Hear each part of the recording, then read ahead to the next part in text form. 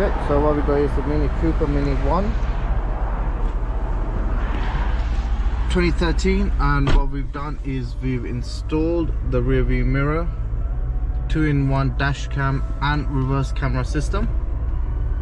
So when you put it into reverse, you get the full reverse lines,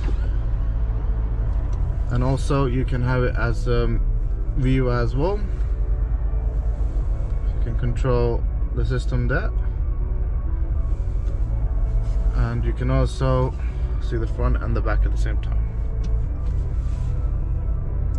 So it's also a dash cam, so you can view all your recorded files here of videos it captures.